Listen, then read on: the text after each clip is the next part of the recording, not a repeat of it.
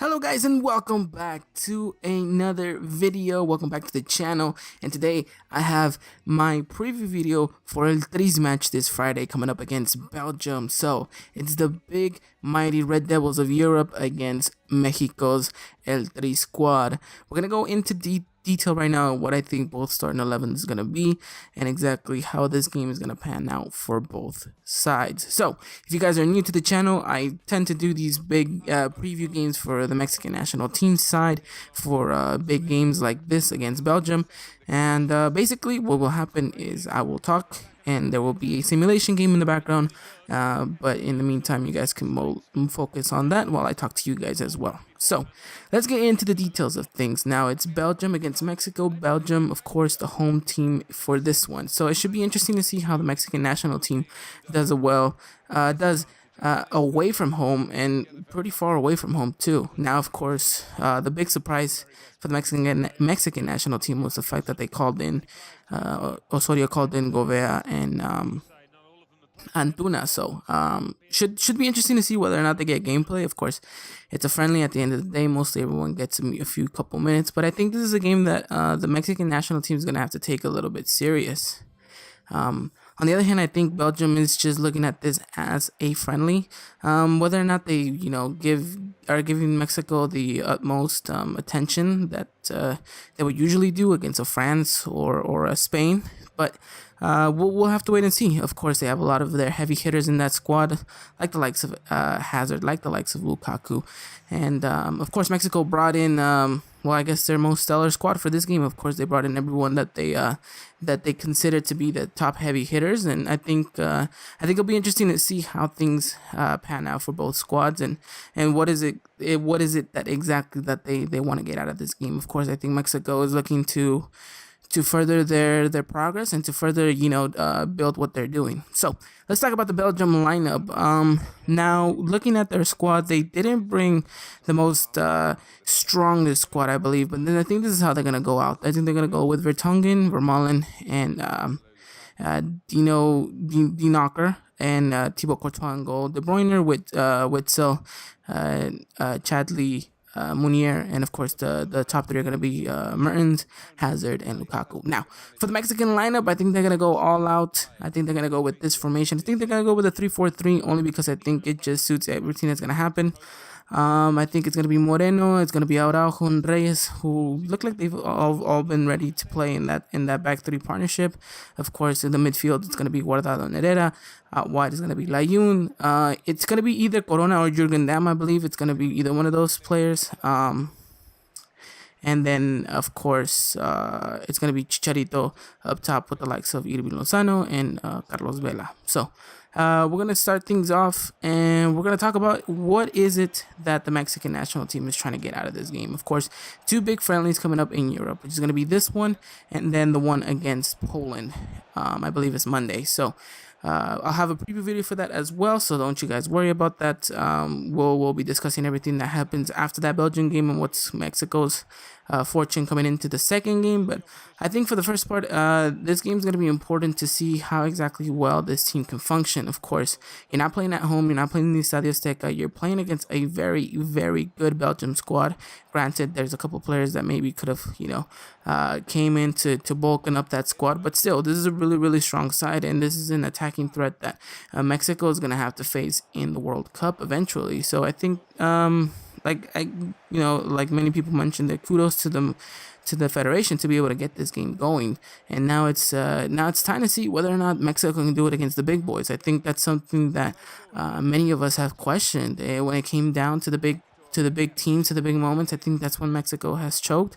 I think that's when Mexico has looked its worst and its weakest. So I think they're trying to find a rhythm. They're trying to get out of that uncomfortable zone that it is against to play the big teams. I mean, we all know what happened to Mexico when they played against Germany, how things just fell apart so easily and so quickly for Mexico. I think it was a bit of lack of confidence, and who knows, maybe it was a bit of nerves as well. But I think coming into this game, Mexico has to put that all aside and say, you know what, if we're gonna go for it, we have to go for it. And I think it should be a spectacular event for both parties. I think anybody watching this is gonna see that these are two, I believe, kind of very similar and very equal match coming into this game. Obviously, in looking at maybe recent results, it looks like Belgium is definitely the favorite here. But I think Mexico can definitely go into this game and really push for something. But the main focus and I think the main core of all the problems has been defense. And I think this is a game where they can definitely work on that. Whether or not Belgium comes out with Hazard, Mertens, and Lukaku right away, it's gonna be up to the manager. But two of those players will start. 2 out of 3 of those players will start, if not all three, which means we will get passes like this. We will get plays like this where Mertens is able to tuck in into the gaps, and Mexico needs to find a way to fill those gaps in. Whether it's the likes of Hector Moreno, commanding from the back, whether it's Diego Reyes, tactically being aware of everything, it's gonna be up to them to really handle and manage this game. Of course, there is no Rafa Marquez in this call up. That means there is no Rafa Marquez on the field. That you have that presence, you have that tactical knowledge from him, that he knows where you need to be, that he knows exactly what spaces and what gaps you need to close down. And if you don't have someone like that, then you hope that by that time Moreno and Reyes have both figured it out. And then look at this spectacular goal from H. Absolutely amazing from Herrera. Hopefully we can see something like that. We know that he can score wonderful goals from far, and he's got it in his locker, and hopefully he'll be able to display it out there on Friday. But absolutely amazing goal, leaving Courtois in no man's land, really. Nothing he could have done. But going back to what I was talking about, I think the defense is definitely going to be an issue for Mexico, and if they can tighten that up, then I think everything else just kind of follows through. I think in the midfield, the likes of Guardado and Herrera are going to be doing good. Whether or not Jonathan dos Santos is going to be able to fit into that squad, it's going to be up to Osorio the way he wants to manage it and play that squad. But in the meantime, I think, Guardado's going to play because he's the captain, and Hector Herrera looks like he's picking up form. So, there was a time when people were questioning whether or not Hector Herrera was going to be in the World Cup because of his poor form, the way he was performing this season. And I think he's picked it up. I think he's realized that, he's a very important player, and that he can definitely be a very important key player in the midfield. And I think now it's going to be important to see whether or not, Mexico can capitalize on the moments of the likes of Hector Herrera and not to mention Edwin Lozano. So before I jump into the Edwin Lozano topic, let's talk about the two people that are going to be on the flanks. I think it's going to be it's obviously going to be Layun on one end. Why? Because I think Layun is really the only player that I think Osorio trusts to do that job very well, whether it be on the right or on the left. I think Edwin Lozano can even go out on the left and maybe push one of these forwards up. But that doesn't mean that you kind of limit him to actually have to come back and defend and do a little bit more of work. So I don't know whether Osorio wants to limit and not really use Edwin Lozano to the maximum capacity. But at the end of the day, of course, it's the Colombians' decision. And I think Layun, he's a player that's good. He's a player that many of us, of course, we all know Layun's backstory. But he's a player that has not been seen regular action whatsoever this season. And it's kind of frustrating if you're a Mexican national team fan and not just a fan of Layun. I think because you want all your team players to actually be getting minutes. You want players to be actually doing well. You want players to be doing things well. And the fact that Layun isn't playing kind of gives you concern. I mean, Vela's gonna soon go down that path. It looks like Real Sociedad are ready and looking there to part ways with the Mexican winger. And it goes to show that, things are not set in stone in your team. And I don't know whether these guys are just not fighting hard enough for their positions or what it is, but I think Layun needs to get game time. I think he needs minutes, whether that's a loan move during the January transfer window or a permanent move. To a team that can offer him game time. I think coming into a World Cup, you need to have rhythm. You need to be having that football in you. So if he's not playing, we're gonna see that his level is gonna drop because you can only play so much during the national team this year and next year, of course, in the friendlies to prepare. But I think you're gonna have to see Alayun play more regularly, or in the end just do a little bit more work. So I mean, on that end, I think everyone can agree that Layun needs to get more game time. But I think we all trust enough that he has the ability and the capacity to be able to pull out a good game against Belgium. So it's gonna be interesting. He's gonna have to work a lot. He's gonna have to move a lot, and he's definitely gonna be crucial to the attack. So will Ayun be a gateway to success for this Mexican national team side? Only Friday will be able to tell. But I think for the meantime, I think if we focus now more on the attacking side of things, it's gonna be interesting to see how the strikers pair up. Whoever plays, I think Mexico is in good hands up top. I mean, you have the likes of Tecatito Corona, you have Irving Lozano, you have Chicharito, of course, the Mexican, the max goal scorer in the national team. You have uh, Raul Jimenez, of course, Peralta. So I mean, you have a lot of players that can come in and do a wonderful job. So it will be interesting to see how well they can build a partnership. And I think everyone that goes into that pitch in the striking position needs to be aware that all eyes will be on them, and they have to put on a good show. I think we're coming down to the end where we need to see a very regular starting 11, and hopefully Osorio does not do his whole switcheroonie thing and give so much rotation.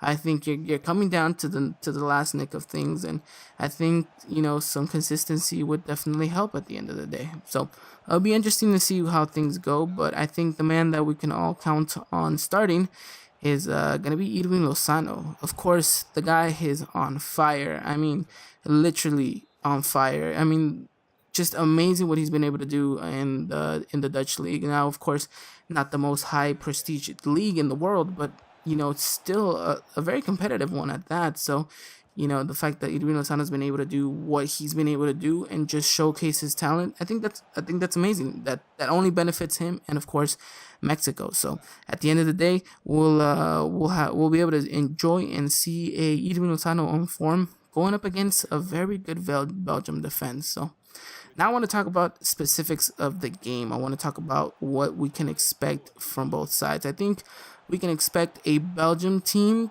to kind of just play it a little bit, relaxed. No pressure. It's a friendly. They just see it as a bit of a warm-up game. There's no real intensity. On the other hand, Mexico, I think Mexico should and will most likely go for the game.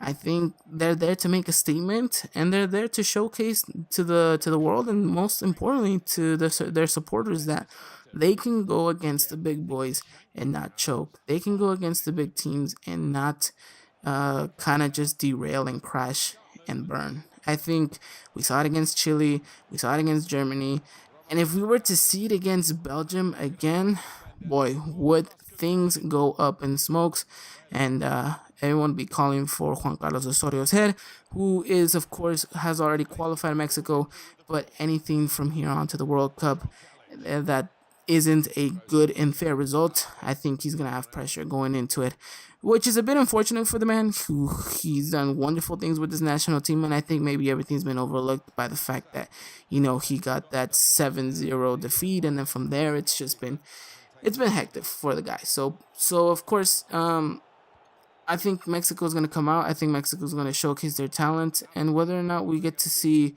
a really entertaining game is going to be up to the players. But I think it's going to be a good one. I think Mexico's going to have a bit of a hard time in their hands dealing with the likes of Hazard, who he's been in good form this season, and will he carry that on to the national team? Well, we'll have to wait and see.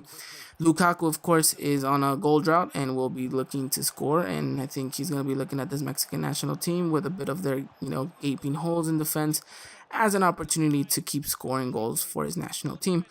On the other hand, I think every Mexican player out there has something to prove, and I think they're going to showcase that. I think at the end of the day, if I had to go with a gut feeling for results, I think it's gonna be a close one. I think we might get a 1-1 draw, which I think would be fair and would actually be a really good result for Mexico, and from my perspective.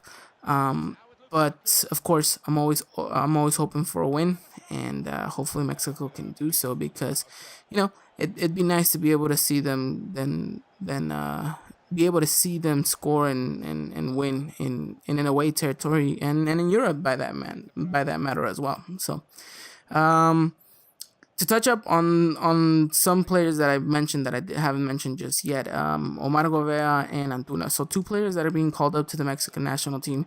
Many people question whether or not they have the merit to be there, and why he didn't call players like Elias Hernandez, Victor Guzman, who's had an amazing season at Pachuca, Pizarro. So players like that, why are you leaving them back at home and you're taking these youngsters and taking an opportunity on them? I think for the most part, it's because that they not only are close to where they're going to be playing, they're already playing in Europe, but I think for the matter of fact, Gobert's actually been doing a really, really good job. I think, he's merits a look at least for the most part. Whether or not they'll make the squad, well, that will depend, but I highly doubt they will. But yeah, it'll be interesting to see how they take this opportunity, and whether or not they'll excel and go above and beyond all of that. So we'll have to wait and see. We'll have to wait and find out, and hopefully they can come and perform and do a really good job. So I'm excited to see them. I'm excited to see how this team plays, and whether or not Osorio got it right and is going to get it right for the rest of the year. So we'll have to wait and see what the result goes. But let me know in the comment section down below, what do you guys think the result's going to be? And who are you guys most excited about the Mexican national team? And what do you think Belgium is going to come out to be like? You think they're going to come at it with everything they got, or are they going to play a little bit of these players that maybe don't regularly get minutes with the national team? So let me know your predicted results too. It should be an interesting one. I think it's gonna be fun at the end of the day to see all this pan out. But going into this game, you guys could see that we were playing a very, very I guess good match, in the sense that we were drawing 2-2 against Belgium. You guys saw that some of the goals that they scored on us were just what I was talking about. There was gaping holes in the defense, and that is something that we can't really give up, especially to a team like Belgium. But I think the issue is because maybe we're playing 3 at the back, and that's something that maybe Mexican national teams are not used to, that, and for the most part players. So at the end of the day, though, hopefully we can get a good result. And then in this game, we actually do get a very, very good result. It's Javier Chicharito Hernandez who comes up huge in the last minute, last second. Once the referee had given time, it was Javier Hernandez. Typical poacher goal, but it's a trademark Chicharito goal nonetheless. Guardado, I think, is the one who takes it here. Takes a shot, a horrible shot to be exact, but it finds its way into the feet of Chicharito. And of course, Chicharito's not going to miss from that close range. So there you guys see it, 3-2. Mexico is going to get the results here. Whether or not that's actually going to be the result in real life, well, that'd be one crazy and amazing game to watch. But I hope you guys have enjoyed this video. Hope you guys have enjoyed the preview. If you have, let me know in the comment section down below, and let me know your results as well. And yeah, should be enticing to watch the game. Should be interesting in all aspects. So hopefully the boys can put out a good result, and hopefully they can give us something to cheer about going into the Poland game, which again, I will have a preview video coming out shortly after the Belgium match. So should be interesting to see. We'll talk a little bit more about what happened in that Belgium game, and we'll preview the Poland game as well. But this is all for the meantime, guys. I hope you guys have enjoyed the video. If you guys have, like and subscribe. If you guys are new here, a lot more Liga MX and El Tri content coming your way. But I'm gonna end the video here, guys. I hope you guys have enjoyed the video, and until next time, guys, take care.